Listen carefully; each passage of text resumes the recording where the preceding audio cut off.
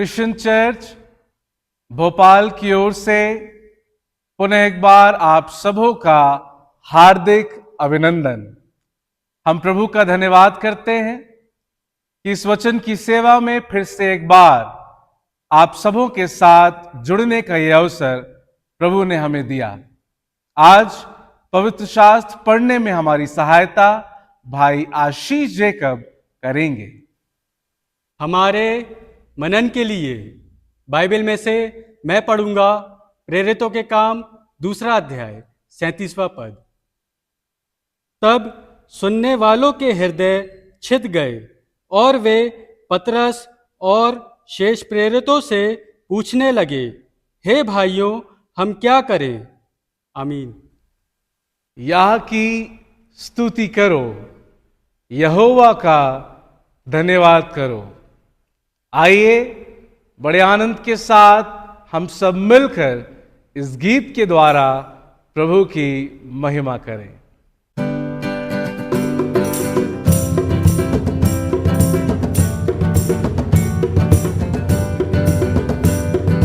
Hallelujah hallelujah गाएंगे, उसके वचन को सुनाएंगे। हालेलुया हालेलुया गाएंगे, उसके वचन को सुनाएंगे।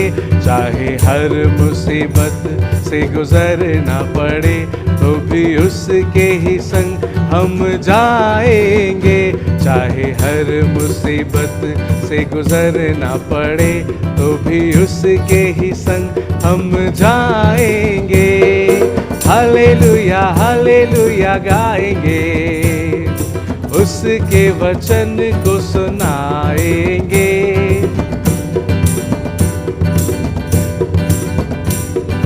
भजन करेंगे और स्तुति करेंगे और प्रशंसा करेंगे। जब तक हम में सांस रहेगी उसके ही गुण गाएंगे। हालेलुया हालेलुया गाएंगे, उसके वचन को सुनाएंगे। हालेलुया हालेलुया गाएंगे, उसके वचन को सुनाएंगे। आइए बड़े आदर और विनम्रता के साथ परमेश्वर के समीप जाएं। उसके महान सेवक आदरणीय बिशप डॉक्टर विपिन लाल जी के द्वारा प्रभु का संदेश सुने। हमारे आध्यात्मिक मनन और चिंतन के लिए जो प्रभु का वचन आपके सामने पढ़ा गया, प्रेरितों के कार्य की पुस्तक 2 अध्याय और उसका 37वां पद। यहां लिखा है कि तब सुनने वाले के हृदय छिद गए और वे पतरस और शेष प्रेरितों से पूछने लगे, हे भाइयों, हम क्या करें? खुदा के कलाम में लिखा है कि पतरस और शेष प्रेरितों से पूछने लगे। ये वे चेले हैं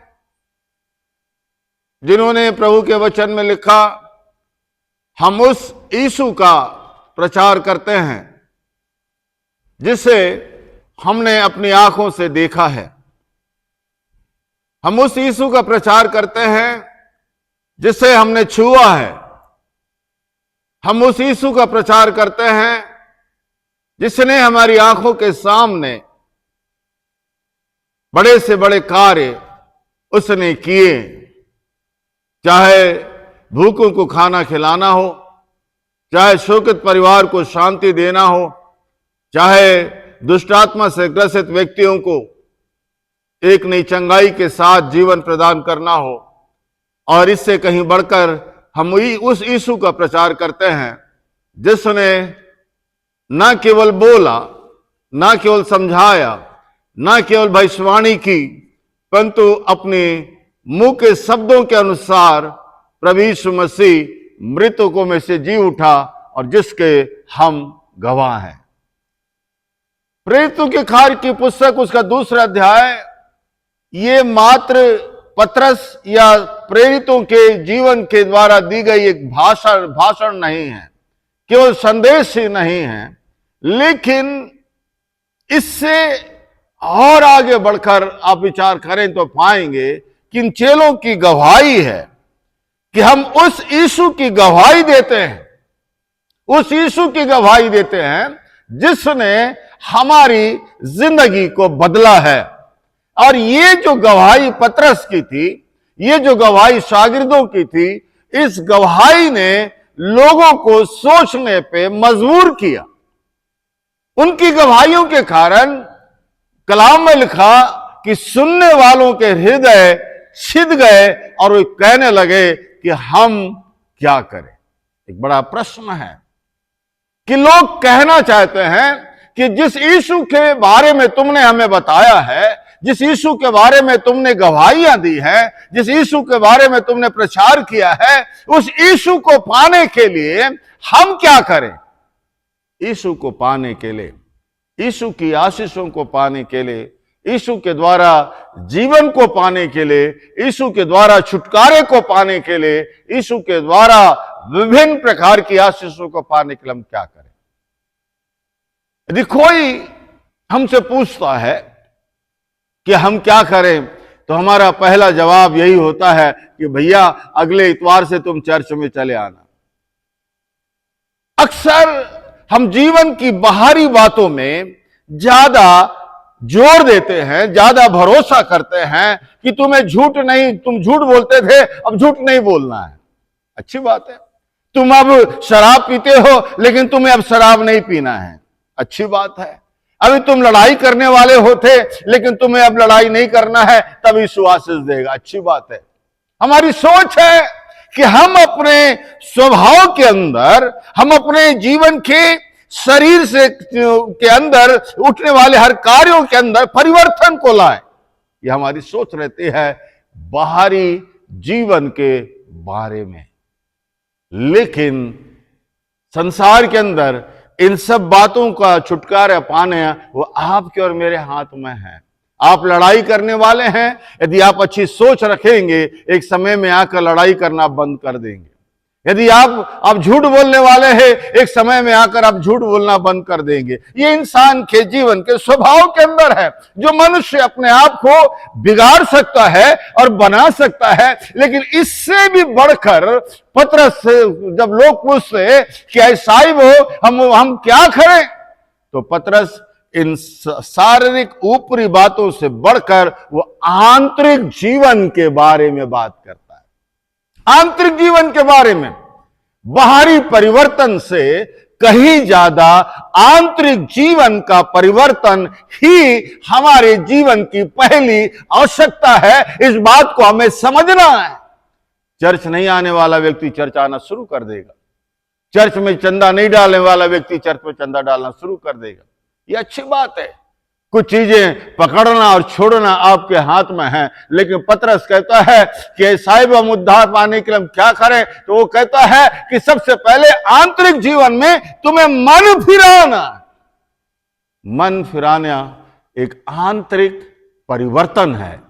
आंतरिक परिवर्तन, और यही आंतरिक परिवर्तन आपके और मेरे जीवन में जब होता है तो बाहरी परिवर्तन अपने आप आने लगता है। हमें अपने आप को बदलने की आवश्यकता नहीं है, लेकिन आंतरिक जीवन के अंदर जब परमेश्वर हमारे जीवन में निवास करता है, जब परमेश्वर हमारी जिंदगी में आता है, जब जिस समय यीशु को हम अपने आंतरिक जीवन के अंदर स्थान देते हैं, बाहरी जीवन अपने आप धीरे धीरे बदलना शुरू हो जाता है।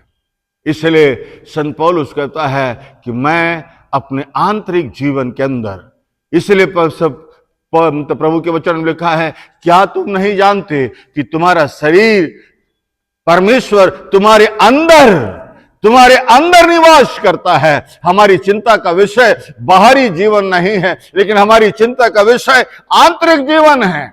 आंतरिक जीवन है। और आंतरिक जीवन के ना परिवर्तन आने से, आंतरिक जीवन के अंदर प्रभु यीशु मसीह ना होने से, आंतरिक जीवन के अंदर प्रभु यीशु मसीह को अपना जीवन ना देने से, हम थोड़ी देर, कुछ समय हम अच्छे दिखाई दे सकते हैं, लेकिन वही हमारा आदम का पुराना स्वभाव जो यीशु मसीह में मरा नहीं है, यीशु मसीह में कुचला नहीं गया है, यीशु मसीह में समाप्त नहीं हुआ है, वो आदम का स्वभाव थोड़ी देर के बाद हमारे जीवन में दिखाई देने लगता है। लोग पूछते हैं कि हम क्या करें।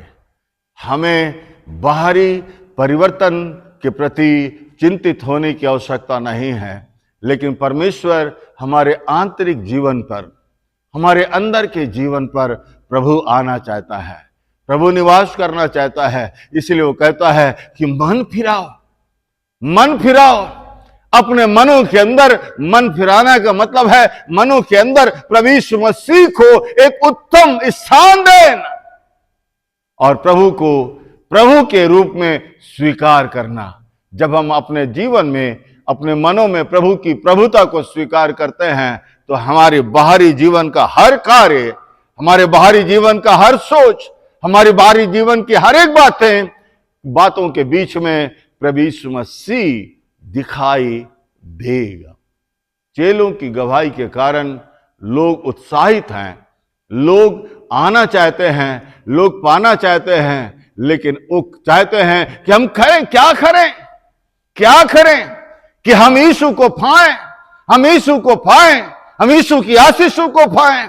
पतरस ने कहा तुम्हें कुछ करने की आवश्यकता नहीं है, लेकिन करना है तो सबसे पहले अपने मनों को प्रभु यीशु मसीह की ओर लगाना है, अपने मनों में यीशु मसीह को आने का निमंत्रण देना है, अपने मनों के अंदर प्रभु की प्रभुता को स्वीकार करना है। जब हमारा आंतरिक जीवन परिवर्तित होगा, यकीन माने हमें कुछ करने की आवश्यकता नहीं होगी, लेकिन पवित्र आत्मा अपने अनुग्रह, अपनी दया के द्वारा हर रोज हमें तरासेगा, हर रोज हमें छांटेगा, हर रोज हमें बताएगा, हर रोज हमें तैयार करेगा, जिससे कि हर रोज हमारे जीवन के द्वारा प्रभु यीशु के नाम की महिमा हो सके। क्या आप तैयार हैं अपने मनों के अंदर यीशु को निमंत्रण देने के लिए?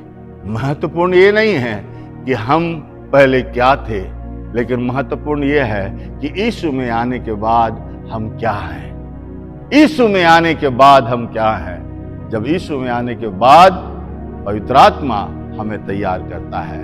आइए हम प्रार्थना करें। पवित्र आत्मा, हम आपसे प्रार्थना करते हैं, हमारे मनों को हम आपकी ओर लगाते हैं,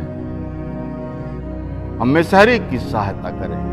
परमेश्वर पिता, पुत्र और पवित्र आत्मा हमारी सहायता करे, ताकि हम हर रोज यीशु की समीपता में जीवन बिता सकें। आमीन।